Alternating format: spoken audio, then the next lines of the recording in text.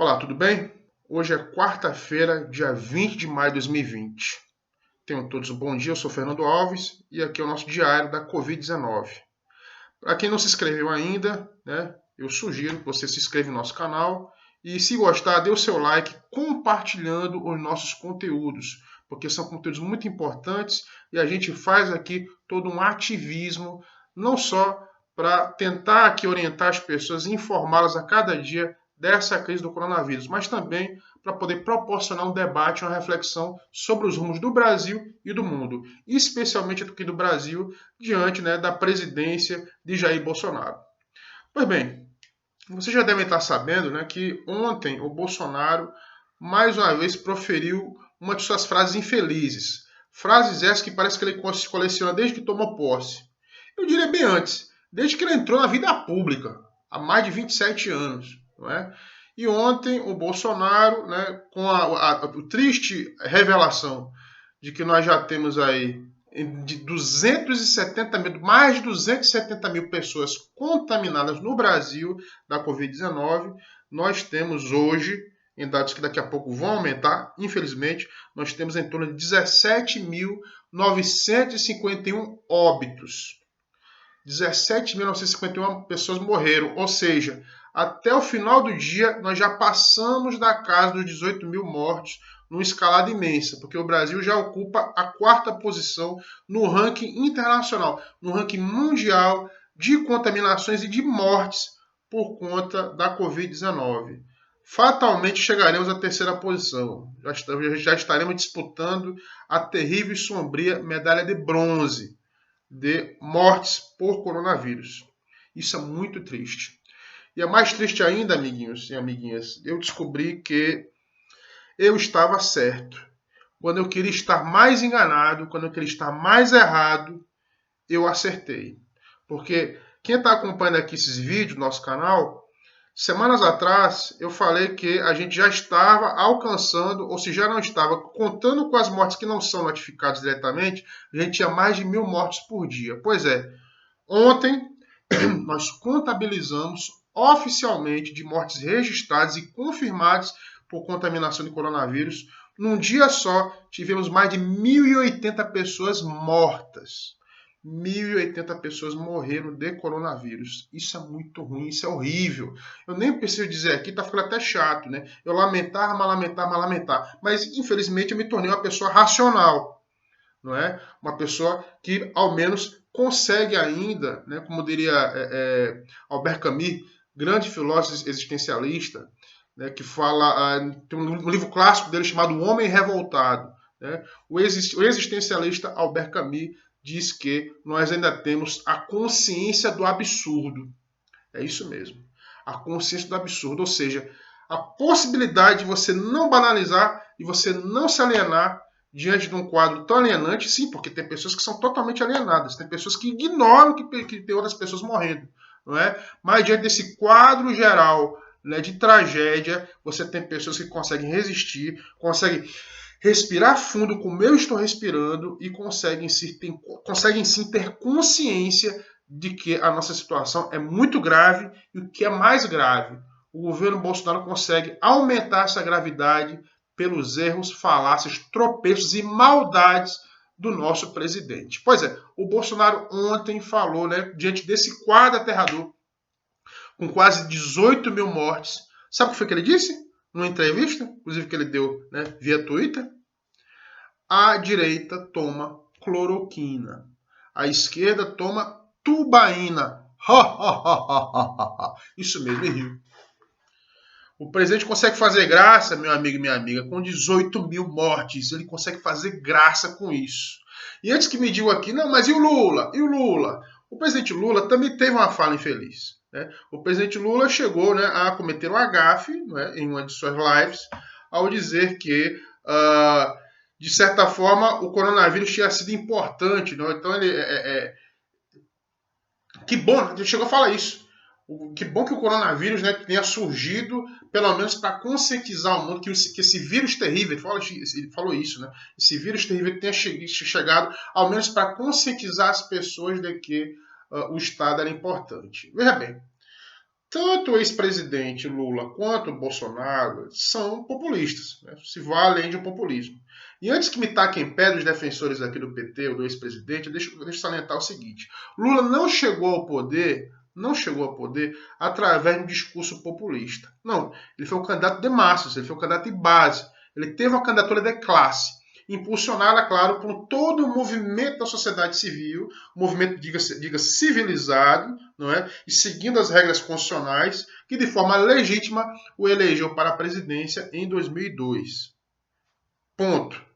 A grande questão é que, na sua perpetuação no poder, é que, assim como Fernando Henrique Cardoso, Lula acabou sim, né, adotando um discurso populista. Isso não sou eu que estou falando, não é Fernando Alves que está falando.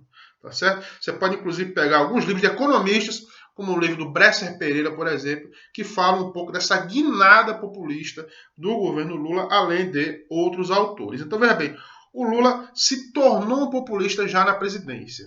Já Bolsonaro é um populista raiz.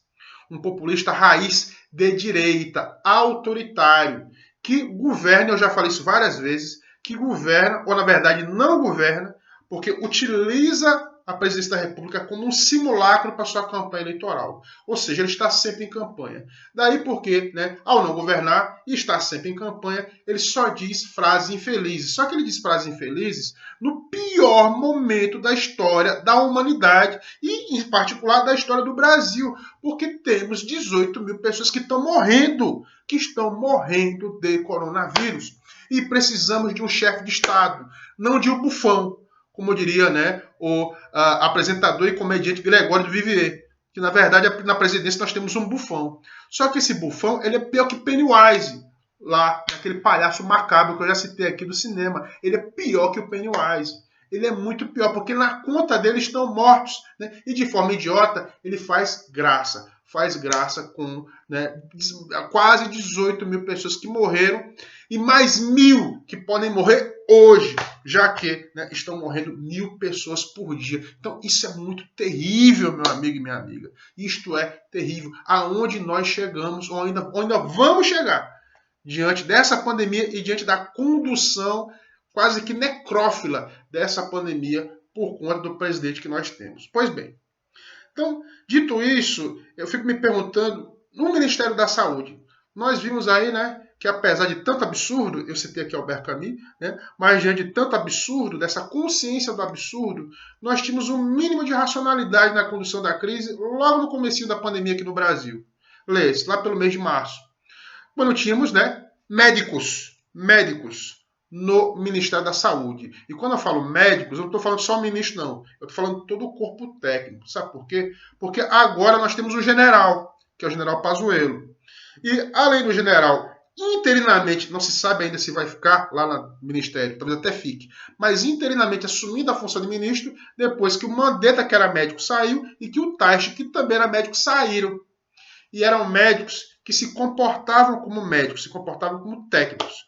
Não queriam simplesmente obedecer ordens, porque militar, né, é treinado por regras de hierarquia e disciplina a seguir ordens. Tanto é, né, que o general Pazuello em nenhum minuto titubeou ao assinar a liberação do uso massivo e maciço da cloroquina. Sim, lembra dela? Né? O santo graal ou a panaceia, né, do bolsonarismo. Né? A alternativa à tubaína, né?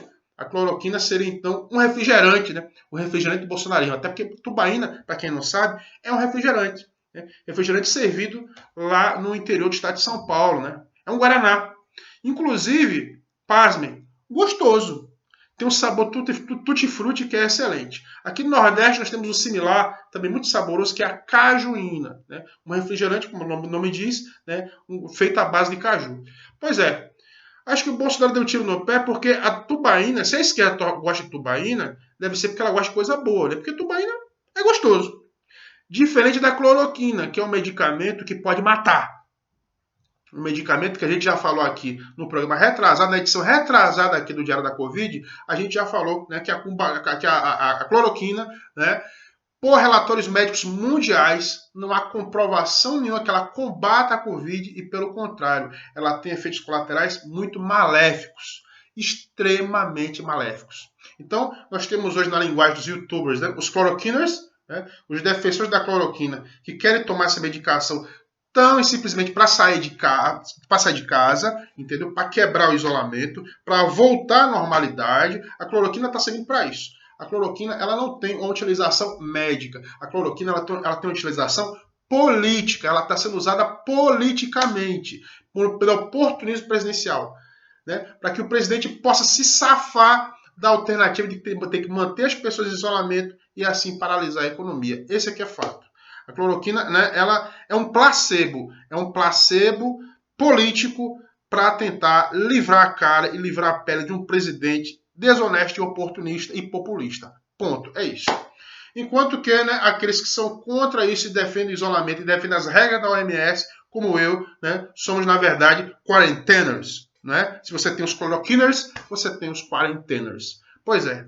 E você nessa polarização? Sim, porque tudo é polarizado agora. Virou fla-flu mesmo. Né? Se você é contrário à cloroquina, você é de esquerda, então você toma tubaína. Se você toma tubaína, você é quarentena, você não quer sair de casa. Né? E se é o contrário, você, né, é contra o isolamento porque você acha que a economia tem que continuar, senão o país vai entrar em colapso, você então é um cloroquina. Será que dá para a gente sair dessa idiota, né, polarização? Dessa idiota polarização que não foi criada nem por mim nem por você, mas foi criada por um governo que tem uma agência de comunicação, né, muito astuta. Eu falei ontem aqui da fala do Felipe Neto, né, e que é verdade, uma agência de comunicação muito astuta que começa e consegue trabalhar de forma muito astuta essas divisões, essas polarizações. Será que é assim que vamos permanecer?